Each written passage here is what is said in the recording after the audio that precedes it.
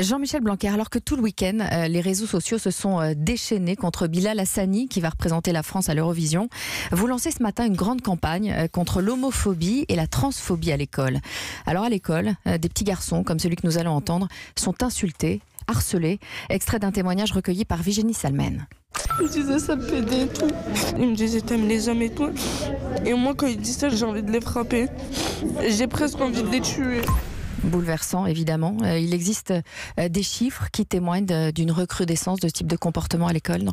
Oui, malheureusement, depuis le mois de septembre, d'ailleurs, on a observé une certaine recrudescence de ces actions. Moi, je pense à ce petit garçon et à des milliers d'élèves, garçons ou filles, qui peuvent vivre cela, et c'est pour ça qu'on fait cette campagne. SOS Homophobie parle d'une hausse de 38% des signalements en 2017. Vous confirmez ? Oui, c'est effectivement des chiffres que nous partageons avec les associations. Ça dit quelque chose de la violence de notre société. Les sujets ne sont pas déconnectés entre eux. Vous savez, quand on a du mal à se parler, quand on respecte pas autrui, ceci évidemment transfuse sur les enfants. Or, lutter contre l'homophobie ou la transphobie, c'est évidemment lutter pour les valeurs de la République, pour lutter pour le droit à la différence, le fait qu'on doit accepter chacun comme il est et permettre à chacun son épanouissement. C'est une sorte d'évidence, et c'est l'école qui est le premier lieu, avec la famille, où on doit dire ces évidences. Pourquoi ? Et donc, nous les disons et on va les dire avec une grande force. Pourquoi avoir choisi un lycée professionnel du 19e arrondissement de Paris pour présenter cette campagne ? L'homophobie est-elle plus présente dans les lycées techniques des quartiers populaires ? Je ne dirais pas ça, non. Et d'autant plus que notre action, elle vaut aussi pour les âges qui précèdent. Donc, il se trouve que je vais souvent au lycée professionnel en ce moment et que j'y accorde une grande importance. Donc, c'est le seul message de ce point de vue-là. Mais il n'y a pas de problème spécifique au lycée professionnel pour l'homophobie. Et lutte contre l'homophobie et la transphobie, est-ce que le sujet sera abordé auprès des plus petits dans les écoles primaires ?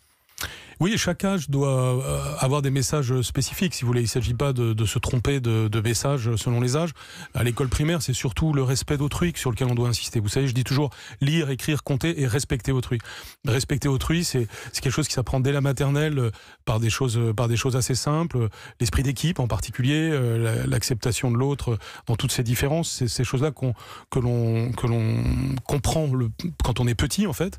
C'est très important de le faire passer. Et puis progressivement, c'est des messages de plus en plus nets qui doivent arriver, et notamment à l'âge du collège, parce que c'est à ce moment-là que l'on voit effectivement ce type de discrimination apparaître, l'humour stupide, les choses il y a ce qu'on entend à la maison aussi, qui joue un rôle fondamental. Bien sûr, nous avons évidemment au collège le reflet de choses qui se disent à la maison. Donc quand vous avez des obscurantismes qui progressent, quand vous avez des pensées anti-lumière, anti-progrès dans la société, ça se reflète à l'école, et l'école doit évidemment être en première ligne pour lutter contre ça et renverser la logique.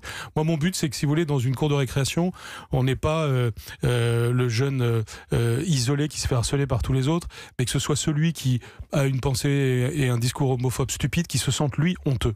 Et c'est ce qu'on va arriver à faire, parce qu'on va s'en donner les moyens.